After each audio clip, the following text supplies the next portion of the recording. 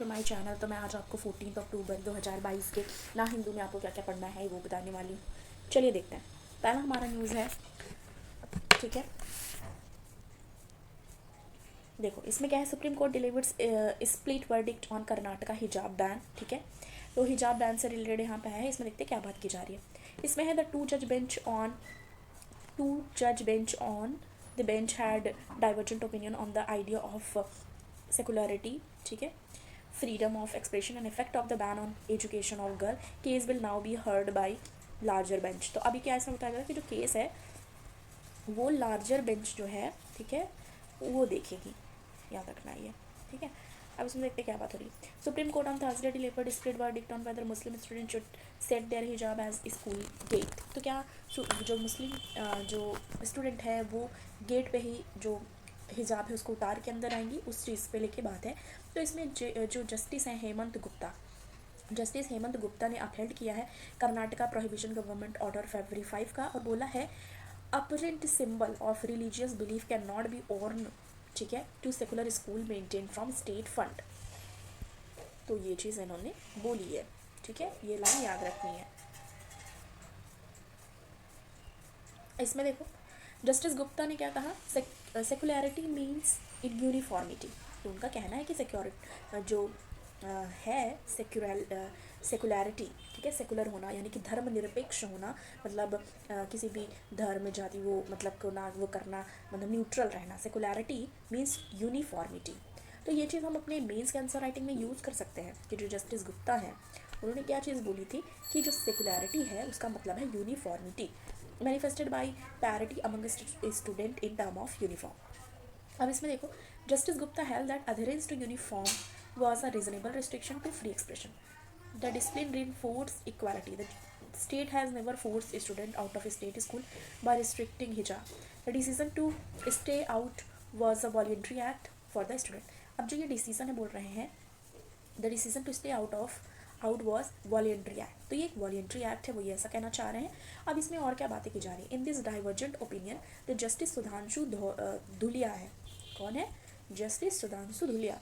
वो क्या कह रहे हैं, secularity means tolerance to diversity. उनका कहना है कि सेकुलरिटी है उसका मतलब है tolerance to diversity.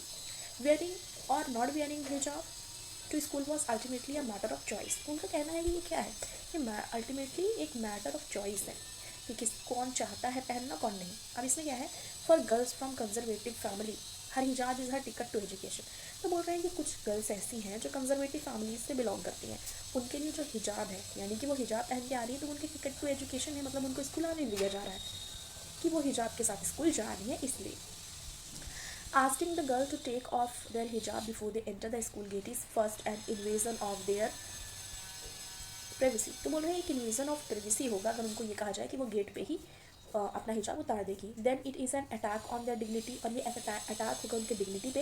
And then ultimately it is a denial to them of secular education, और एक तरह का ये डिनायल होगा सेकुलर एजुकेशन का, ऐसा बोल रहे हैं।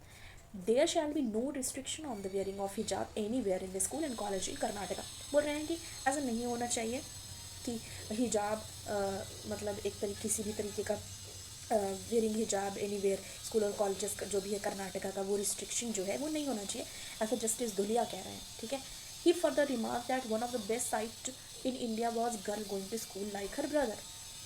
तो बोल रहे हैं एक बेस्ट साइट देखने की ज़रूरत है कि जो गर्ल है वो भी जा रही है स्कूल जैसे उनके भाई जाते हैं, ठीक है। Are we making his life of a girl child in better by denying her education. क्या बोल रहे हैं, क्या हम बेटर बना पाएंगे अगर उनको डिनाई ही कर देते हैं एजुकेशन से, merely because she bear a hijab, क्योंकि वो हिजाब पहनी है।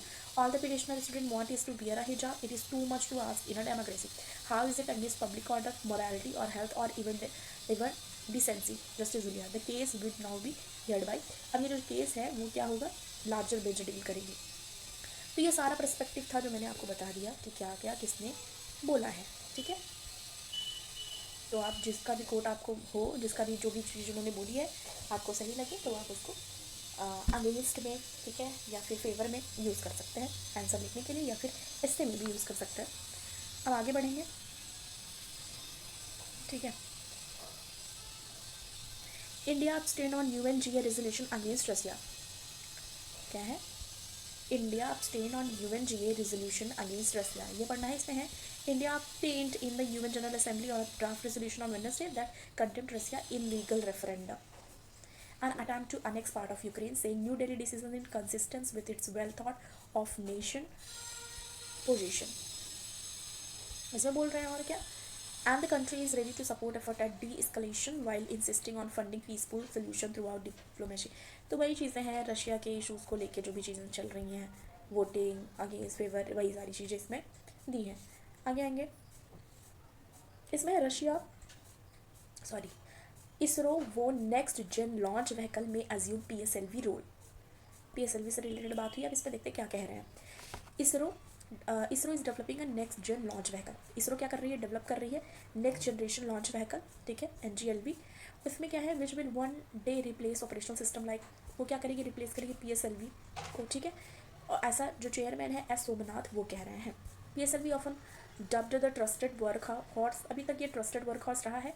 Will have to retire one day, mister Somnath says, कि एक दिन रिटायर होना है, ऐसा वो कह रहे हैं. During a 3-day engineer conclave 2022, जो 3-day इंजीनियर कॉन्क्लेव रहा 2022 का, which open at the liquid propulsion system centre, ठीक है, थर्सडे को. तो उसमें है कि जो NGLV है, ISRO is understood to be looking at the cost efficient 3-stage reusable heavy lift vehicle. तो इसरो क्या कर रही है, वो देख रही है कि कोई cost efficient 3-stage reusable heavy lift vehicle हो, ठीक है, और जिसका पेलोड कैपेबिलिटी 10 टन हो, ठीक है, 10 tons to geostationary satellite orbit में, ठीक है. तो ऐसा वो बोल रहे हैं. अब इसमें एक चीज़ और कही है, we believe at 10 ton capability to GTO is needed. बोल रहे हैं कि उनको 10 टन की कैपेबिलिटी की GTO की ज़रूरत है, ठीक है. However payload capability will be lower when the rocket is reusable. बोल रहे हैं कि जो पेलोड कैपेबिलिटी है वो लोअर हो जाती है जब रॉकेट रीयूज़ किया जाता है, रीयूजेबल रहता है. सिंपल रोबस्ट डिज़ाइन, तो मतलब वही है कि इसमें याद रखना है कि वो GTO की बात कर रहे हैं और नेक्स्ट जेन लॉन्च व्हीकल जो है, ठीक है, में अज्यूम PSLV रोल, ठीक है. तो उस चीज़ की यहाँ पे बात करी जा रही है. आगे आएंगे, पेज नंबर हम 7 पे आ जाएंगे सीधा.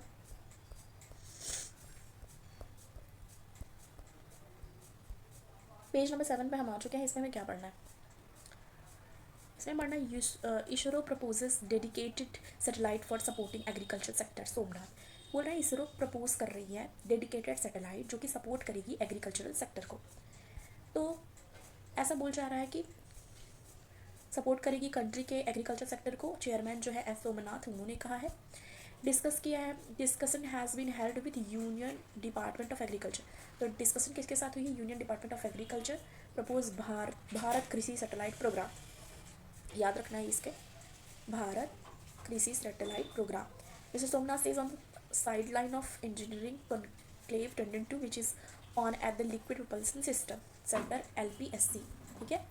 तो ये याद रखनी है कि अभी ये इसरो क्या करेगी, वो डेडिकेटेड जो एक प्रपोज की है डेडिकेटेड सैटेलाइट जो कि एग्रीकल्चर सेक्टर में सपोर्ट करेगी. And that will be the useful for every farmer, that will help them. और इससे क्या होगा कि बहुत सारी चीज़ें बेनिफिट करेंगी, ठीक है. अगर हेल्प करती है एग्रीकल्चर सेक्टर को तो किसान जो है वो बेटर तरीके से चीज़ें कर पाएंगे. देखते हैं आगे क्या होता है, पर अभी ये चीज़ है कि हाँ वो करने वाली है इसरो ऐसा कुछ एग्रीकल्चर के फील्ड में. पेज नंबर 8 पे आएंगे. पेज नंबर 8 पे हम आ चुके हैं. एडिटोरियल वाले पेज पे से हमें क्या पढ़ना है, 1 minute. Falling reserve and bogey of RBI role. अब इसको प्रोनाउंशिएट आप खुद करिएगा क्या लिखा है, ठीक है. तो इसमें स्टोरी देख लेते हैं क्योंकि इतना हमारी वीडियो नहीं लंबी हो सकती कि हम एक एक चीज़ डिस्कस करें. इसमें है देयर इज़ अ वाइड, और हाँ मैं शॉर्ट नोट में जो भी इंपॉर्टेंट रहता है वो प्रोवाइड करा देती हूँ. तो ये नहीं सोचना है कि छोड़ दिया कुछ भी, ऐसा नहीं है. जो भी इंपॉर्टेंट है वो हम शॉर्ट नोट में कवर करते हैं. There is a wide spread misconception that RBI had been depleted Indian foreign reserve to defend the rupee. ये मिसकंसेप्शन है, ये बोल रहे हैं. इसमें है RBI cannot supply fritter away India's forex reserve held most in dollar by charging its nostro, ठीक है. तो इसमें क्या बात हो रही है, federal reserve bank of New York की बात हो रही है. RBI is custodian of Indian forex reserve. ये याद रखना है ये लाइन की, RBI जो है वो कस्टोडियन है इंडियन फॉरेक्स रिजर्व की. ठीक है। And is responsible for managing their investment economically, और रिस्पॉन्सिबल है मैनेज करने के लिए जो भी इन्वेस्टमेंट है इकोनॉमिकली। सेंट्रल बैंक में also have been adventurous in switching currencies to boost the value of reserve, but to suggest that RBI has depleted India's foreign reserve from $642 billion to $537 billion, that is September 8 2021 to September 30 2022, intervening selling dollar in inter। तो मतलब यही है कि वो custodian है और वो सारी चीज़ें डील कर रहा है, ठीक है। फॉलिंग जो रिजर्व है उस पर RBI का क्या रोल है, ये सब इस आर्टिकल में डिस्कस हुआ है, ठीक है। फिर हम आगे आएंगे पेज नंबर 9 पे। Does India need a population policy, बोल रहे थे कि does India need a population policy, कि क्या इंडिया को ज़रूरत है पॉपुलेशन पॉलिसी की। इसमें देखते हैं क्या बात हो रही है। Earlier this year United Nation publish data to show that India would surpass China. तो ये हम बहुत दिन से सुनते आ रहे हैं। तो UN ने बताया है, पब्लिश किया है डेटा, उसने बताया है कि India would surpass China as the world most populous country by 2023। तो ऐसा बोल रहे हैं कि 2023 तक इंडिया क्या है, चाइना को भी पीछे करके मोस्ट पॉपुलस कंट्री में फर्स्ट नंबर पे आ जाएगी। According to 2018-19 economic survey, India demographic dividend will peak around to 2041। Peak पे रहेगी, ये बता रहे हैं डेमोग्राफिक डिविडेंड जो है। when the share of the working age population is suspected to hit 59%, और वर्किंग एक जो पॉपुलेशन जो है वो एक्सपेक्ट है कि वो हिट करेगी 59%। In this contest does India need a population policy, क्या इस कंटेस्ट में इंडिया को ज़रूरत है पॉपुलेशन पॉलिसी की। पूनम एंड सोनल देसाई, उन्होंने डिस्कस किया है ये क्वेश्चन, और इसमें ये फिर इन्होंने कंक्लूजन निकाला है, सारे पक्ष पे इन्होंने बात करी है, ये भी हमें पढ़नी है। अब तो ये चीज़ है, ठीक है। फिर आगे आ जाएंगे पेज नंबर 10 पे, टेक्स्ट एंड कॉन्टेक्स्ट वाले पेज पे हम आएंगे। इसमें हमें पढ़ना है the Interpol general assembly meeting in Delhi, ठीक है। इसमें क्या बात की जा रही है, what are the role and function of the international criminal police organisation. International criminal police organisation की बात हुई है। What is the significance of red notice, red notice का क्या सिग्निफिकेंस है। And upcoming meeting in the Delhi bring about major changes, ठीक है। ऐसा बात हो रही है। The general assembly for the international criminal police organisation, Interpol का फुल फॉर्म है ये, ठीक है। ये फुल फॉर्म है इंटरपोल का, international criminal police organisation. Meeting in Delhi for 4 days from October 18, and this is the second time है since 1997. The 195 member strong body is holding such a larger conference in India.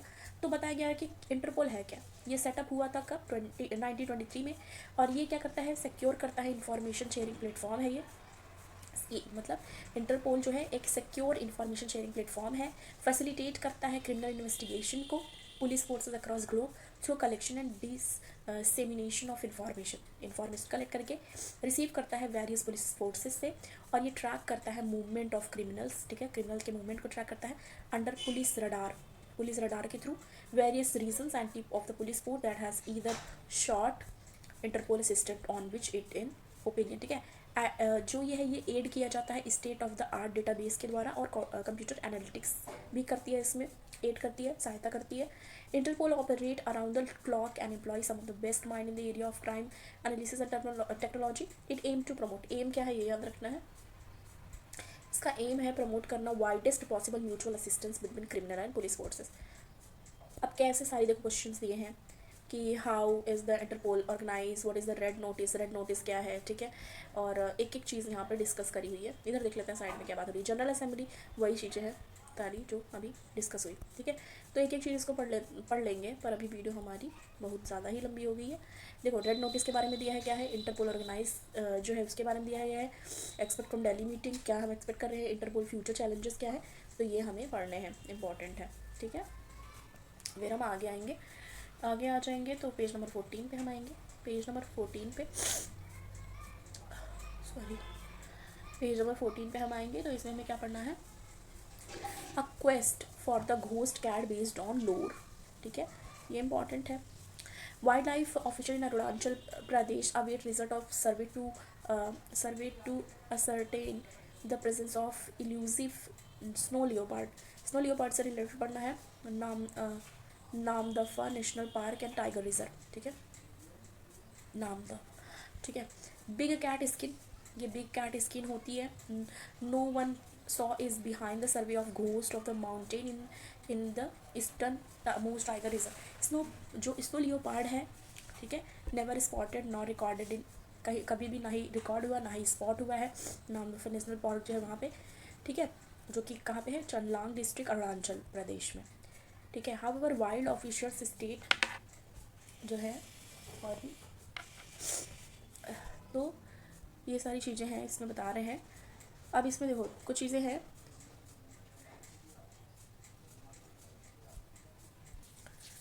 तो ये एक चीज़ है कि ये जो data है वो कलेक्ट किया गया है high altitude Himalayan belt across 11 wild life division से, और जो ये है नामदफा, ठीक है, प्रोनाउंसिएशन अगर गलत होगा करेक्ट करना। 3 अदर लार्ज कैट पाए गए हैं, टाइगर, लियोपर्ड, क्लाउडेड लियोपर्ड, ठीक है, यहाँ पे मैंने लिख दिया है।